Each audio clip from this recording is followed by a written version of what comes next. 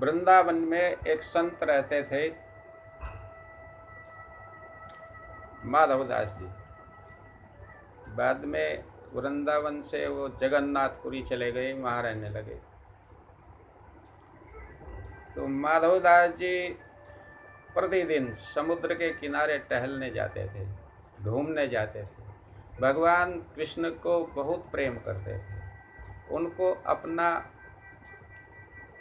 सखा मानते थे, इतना प्रेम।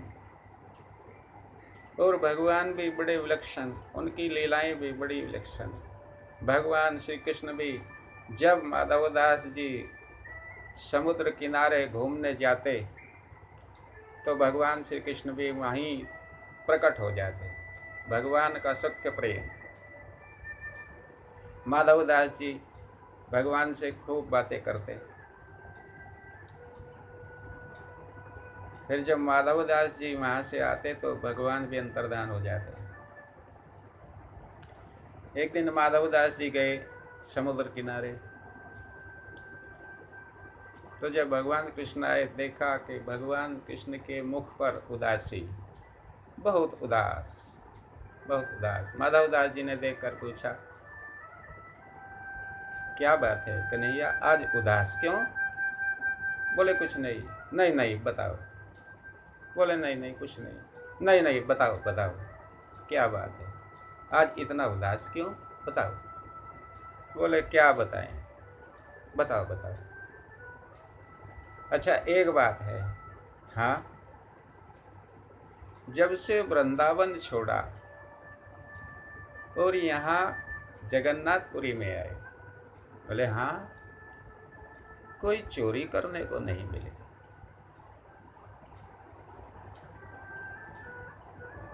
माधवदास जी ने कहा, अरे छोड़ो वो बचपन की बातें, अब यहाँ। बोले नहीं नहीं, जिसकी जो आदत पड़ी हो। माधवदास जी ने कहा कि अब इतना ही मन है तो कर ही लो। भगवान श्री कृष्ण ने कहा कि कैसे करें, यहाँ अपना कोई सखा भी नहीं, कोई मित्र भी नहीं। वहाँ वृंदावन में तो अनेकों सखा थे, यहाँ तो एक तुम ही हो। बोले हाँ।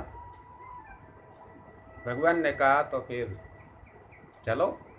बोले कहाँ? चोरी करने। बोले अरे महाराज, जीवन भर भजन करते रहे, हमसे कोई चोरी करना आता है क्या कि हम चोरी करेंगे?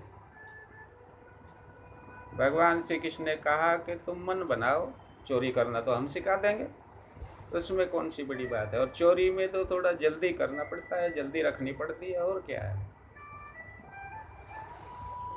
माधवदास जी ने कहा ठीक है चलो, पर यह तो बताओ चलना कहाँ है।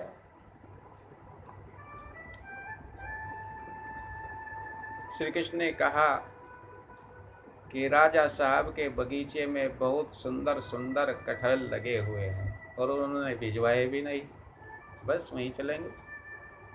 माधवदास जी ने कहा इसके लिए चोरी करने की क्या जरूरत है, राजा साहब हमारे शिष्य हैं, हम आज ही उनको बोल देंगे और सुबह ही यहाँ भिजवा देंगे। बोले नहीं नहीं नहीं, मजा तो चोरी करने में ही आता है,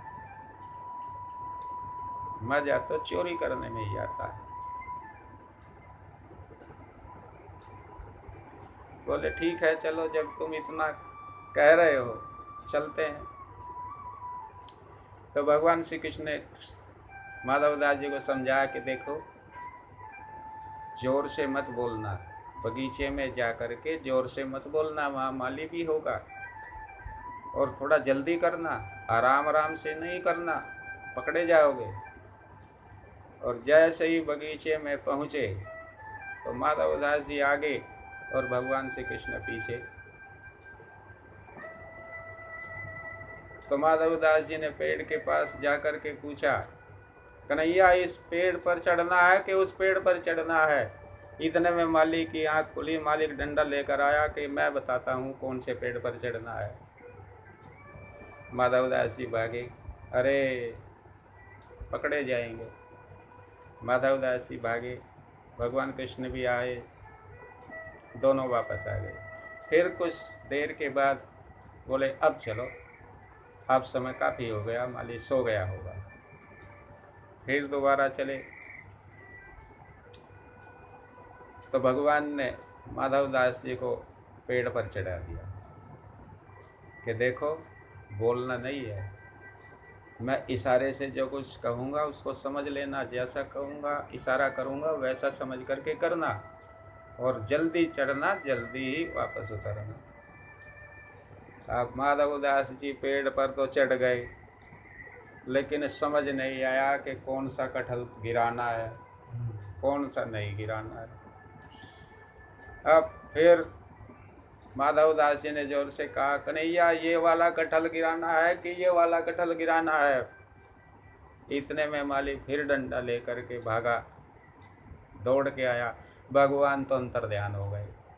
अब माधवदास जी बेचारे ऊपर पेड़ पर जैसे ही उतरने के लिए जल्दी करें तो उनका पहनावा भी ऐसे ही होता है, ढीला कपड़े वस्त्र ऐसे ही होते हैं, कभी इस पेड़ की शाखा में उलझ जाए, कभी इस टहनी पे उलझ जाए। आखिर माधवदास जी पकड़े गए, माली ने पकड़ लिया कि अच्छा तुम चोरी करने आए थे कटहल, चलो आज हम तुम्हें सिखाएंगे चोरी करना। पेड़ से बांध दिए, पूरी रात बंधे रहे। माधवदास जी देखें कि एक और भी तो थे हमारे साथ, वो पता नहीं कहाँ चले गए, भगवान वहाँ न दिखे।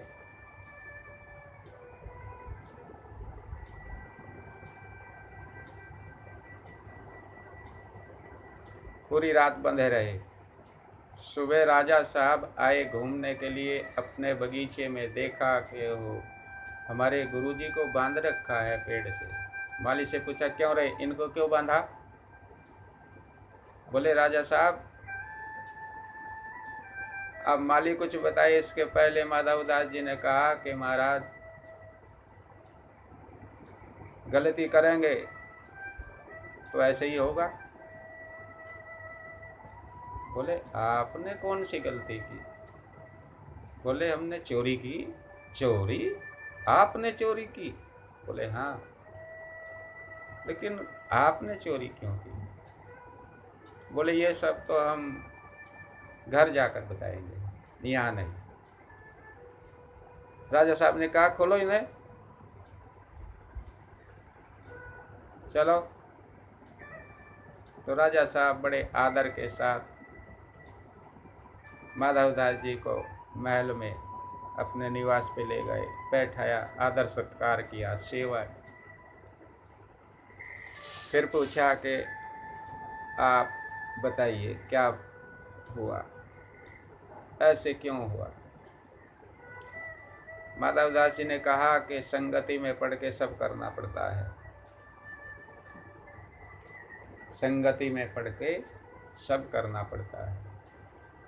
जैसे संगति में पड़े वैसा कार्य करना पड़ा। बोले थोड़ा खोल के बताओ बात क्या है? बोले भगवान श्री कृष्ण ने कहा कि राजा साहब के बगीचे में बहुत सुंदर सुंदर कटहल लगे हैं, चलो उनको ले आए। राजा साहब ने इतनी बात सुनी, पता चला कि भगवान श्री कृष्ण को कटहल चाहिए। तुरंत ही पूरा का पूरा बगीचा, जो भी कर्मचारी उस समय लिखा पढ़ी करते थे उनको बुलाया और तुरंत ही पूरा का पूरा बगीचा भगवान श्री कृष्ण के नाम लिख दिया। कुछ भक्त लोग बताते हैं कि आज भी वह जगह भगवान श्री कृष्ण के ही नाम पर है। तो भगवान ऐसा नहीं कि किसी चीज के अभाव में चोरी करते हैं, भगवान केवल लीला करते हैं। इस घटना को यदि तर्क से देखा जाए, तर्क वितर्क किया जाए तो कोई कुछ भी कह सकता है, परंतु भगवान लीलाएं करते हैं औरों को प्रसन्न रखने के लिए, औरों को मुख पे मुस्कान देने के लिए। भगवान तो सबको प्रसन्न करने के लिए कोई ना कोई लीला करते रहते हैं।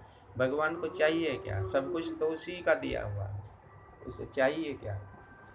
ये तो केवल भगवान की लीला मात्र है।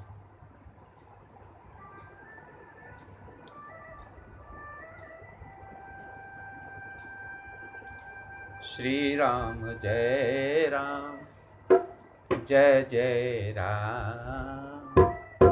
श्री राम जय राम, जय जय राम। श्री राम जय राम, जय जय राम। श्री राम जय राम, जय जय राम। हरे कृष्ण कृष्ण कृष्ण हरे हरे, हरे कृष्ण कृष्ण कृष्ण हरे हरे, हरे राम राम राम राम हरे हरे, हरे